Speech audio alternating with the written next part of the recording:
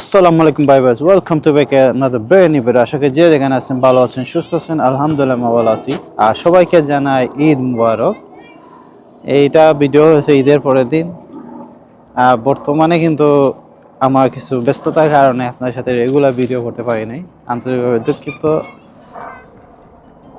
তো বর্তমানে সুইডেন ওয়েদারটা অনেক সুন্দর, এই দেখেন অনেক সুন্দর একটা ওয়েদার। তো সবার ঈদ কেমন কাটলো অবশ্যই কমেন্ট করে জানাইবেন। আশা করি আপনাদের সবার ঈদটা ভালো কাটছে। সো আজকে আপনার সাথে শেয়ার করব সুইডেনের নতুন পিআর বা সিটিজেনশিপের নিয়মগুলা।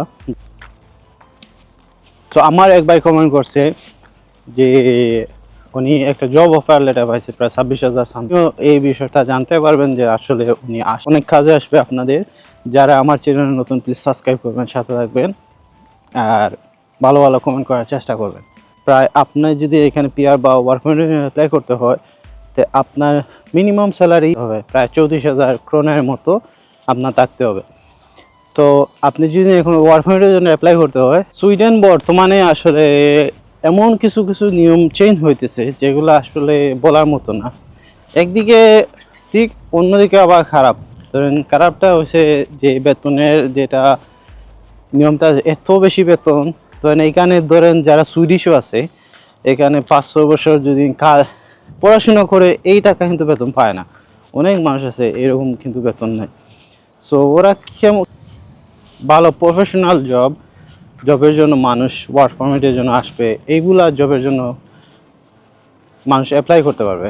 আর ধর নর্মাল যেগুলো জব আছে, ধরেন ক্লিনিং, রেস্টুরেন্ট, এগুলাতে এই টাকার স্যালারি বেতন কেউ দেওয়াটা, বা রেস্টুরেন্ট আছে এরকম টাকার স্যালারি বেতন দেওয়াটা অনেক কঠিন হইবে। বলতে পারেন না পাওয়ার চান্সটা অনেক কম।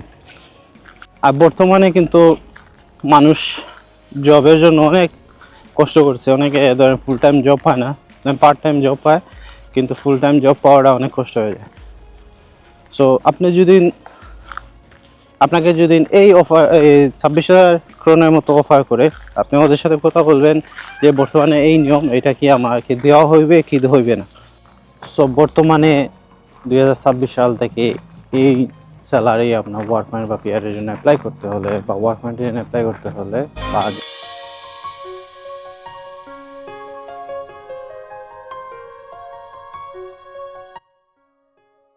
সো যেটা হলো 5 বছরের জায়গায় তো 8 বছর পরে আপনি সুইডিশ সিটিজেনশিপের জন্য অ্যাপ্লাই করতে পারবেন।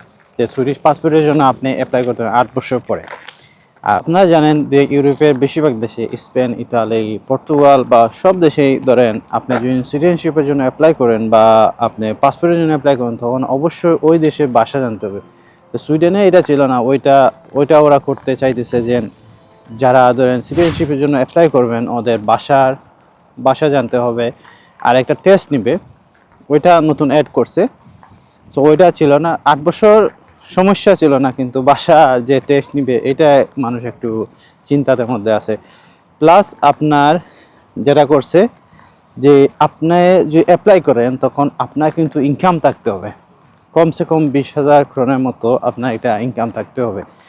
তা না হলে আপনি সিটিজেনশিপের জন্য অ্যাপ্লাই করতে পারবেন। এই জিনিসগুলা ওরা কিন্তু চেঞ্জ করতেছে। আগে কিন্তু সহজ ছিল, এখানে আপনি পাসপোর্ট থাকার পর অ্যাপ্লাই করতে পারতেন, এটা হয়ে যেত। কোনো ইনকাম লাগতো না, কোনো বাসা টেস্ট লাগতো না, বা বাসা জানে কি জানে না, ওইটা খুব সহজ ছিল এখানে সুইডিশ পাসপোর্ট হওয়া। কিন্তু বর্তমানে ওরা চেঞ্জ করতেছে, এত বেশি হার্ড করতেছে যে কঠিন হয়ে যাবে এটা সুইডিশ পাসপোর্ট পাওয়া বর্তমানে। সো আপনারা যারা সুইডেন আছেন বা সুইডেন আসবেন, তো একটা রিকোয়েস্ট করবো যে আসার পর কিন্তু ভাষা শেখার চেষ্টা করবেন। বা ভাষার ধরেন এখানে ক্লাস কিন্তু ফ্রি, ওইটাও শুনতেছি যে যেটাকে বলে এসএফই, অ্যাটলিস্ট যদি না আপনি ধরেন সুইডিশ ভাষা শিখে রাখেন, তখন কিন্তু আপনার ভবিষ্যতে কাজে আসবে। আর হঠাৎ করে আপনি শিখতে পারবেন না, অ্যাটলিস্ট 6 মাস 1 বছর সময় লাগে ওইটা শিখতে। সো আপনি যদি ধীরে ধীরে আপনি যদি ট্রাই করতে থাকেন, তখন দেখবেন আপনার পিআর বা পারমিশন পাওয়ার আগেই কিন্তু আপনি কমপ্লিট হয়ে যাবে। তো ভাষা কিন্তু এত কঠিন না, এমন কঠিন ভাষা না যে আপনি শিখতে পারবেন না। আর বাংলাদেশিরা সব কিছু পারে। তো 2026 জুন পর থেকে এই নিয়মগুলো চেঞ্জ আসবে। আর ভাষা বা ওইটা কিভাবে কি করবে, সো বাসা যেটা টেস্ট আছে ওইটা কিভাবে নিবে, কিভাবে কি করবে, ওইটা কিন্তু এখনো আপডেট আসে নাই, বা ওইটা শুধু নিউজে আসছে, কিন্তু ওইটা ধীরে ধীরে সব কিছু আসবে। সো আগে থেকে প্রিপারেশন নেন, তখন দেখবেন কাজে আসবে। আর এই নিয়মগুলা কিন্তু ওরা চেঞ্জ করবে। শুধু সুইডেন কঠিন হইতেছে এরকম কিছু না, তো এই ইউরোপের সব দেশে, বেশিরভাগ কিন্তু সব দেশে কিন্তু কঠিন করতেছে, নিয়ম চেঞ্জ করেছে, আগে থেকে অনেক কঠিন হয়ে গেছে। সো সুইডেনের আশা কি ঠিক হইবে হইবে না, ওইটা ডিপেন্ড করে আপনার উপর, আপনি কিসের জন্য আসবেন, কেন আসবেন, এইগুলা সব বিষয়ের উপর ডিপেন্ড করে। আর এগুলা তো নিয়ম প্রতি বছর চেঞ্জ করবে, নতুন নিয়ম আসবে, সব কিছু হইবে, কিন্তু আপনি কত, সুইডেন কিন্তু এখনো ভালো একটা দেশ। ধরেন আপনি যদি সব কিছু থাকে, সব কিছু করতে পারেন, তো এখনো খারাপ না, কিন্তু ভবিষ্যতে কি হবে ওইটা বলা অসম্ভব, চেঞ্জ করতেছে। এখানে ধরেন আপনি যদি ভালো জব থাকে, ভালো কিছু থাকে, তখন আপনি সহজে সব কিছু পেয়ে যাবেন। সো এই ছিল আজকের ভিডিও। ভালো থাকবেন, সুস্থ থাকবেন, নেক্সট টাইম অন্য কোনো ভিডিওর সাথে দেখা হবে। আল্লাহ হাফিজ।